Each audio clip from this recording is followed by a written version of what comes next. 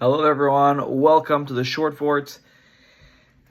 This week is Shabbat Chazon, and its name comes from the beginning of the Haftorah that we read, Chazon Yishayahu ben Amos. This is the vision of Yishayahu, and it's from that prophecy that we read about is from the first chapter of Yishayahu. And actually I want to go all the way to the end of the book of Yishayahu, to the 66th chapter, to understand something that I think helps us frame this time of the year as we head towards Tisha B'Av in just a few days. There, the Navi says, Simchu et Yerushalayim v'giluva kol ohaveha. Rejoice with Jerusalem and be glad for her, all you who love her. Sisu ita masos kol hamit'ablim aleha. Join in her jubilation, all you who mourned over her. Here, of course, there is a vision of this is the latter portions of the book of Yishayahu about Shivat Zion, the return to Zion, and the rejoicing in Jerusalem, joining in her jubilation, are the people who mourned over her. And here, the Medrash says in the Psikta Rabbati that, and there's a phrase that's similar in the Gemara, Kol hamitabel al Yerushalayim ba'olam hazeh, all those who mourn over Jerusalem in our world, ba'olam hazeh, in this world, Yismach ima, will rejoice with her, the atid lavo, in the future. And on this interpretation of the pasuk, the Medrash brings in a statement of Abaye, who says, Amru Mishu Abaye, Ein simcha ba ela b'tisha b'av. That when will that rejoicing happen that's spoken about in the pasuk in Yishayahu? When will people rejoice for having mourned?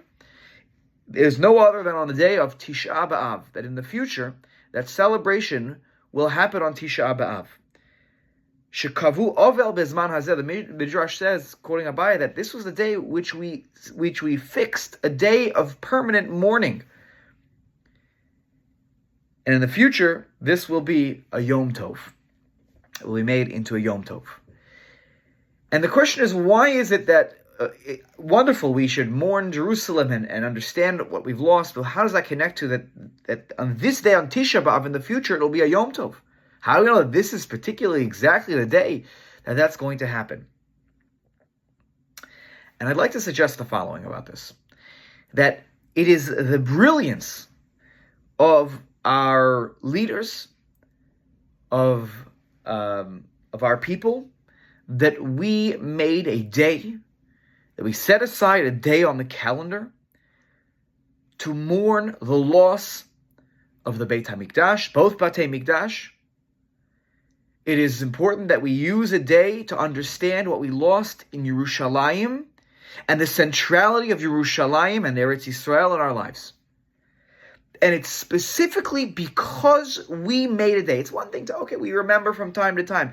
No, every year we have laws that restrict us in eating and enjoyment.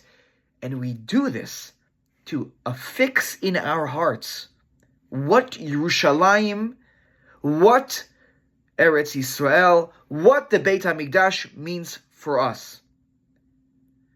And because we have this mentality of always remembering, it is exactly those people, kol hamitablim aleha, as the pasuk said, all those who mourned, they will be the ones who rejoice.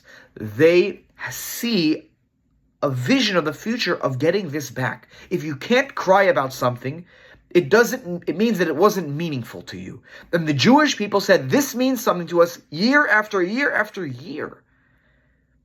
And if we have that kind of vision of keeping Yerushalayim in our minds, then we as a people will see a return, because we will always strive for that. Baruch Hashem, today we have Yerushalayim as a place where the Jewish people are flourishing, and we hope for one day the rebuilding of the Beit HaMikdash, and we continue that vision every single year on this day of Tisha B'Av. So may this be the year that we are able to start to see our mourning over Yerushalayim turning to a Yom Tov, and may we see good days for the Jewish people ahead. Shabbat Shalom.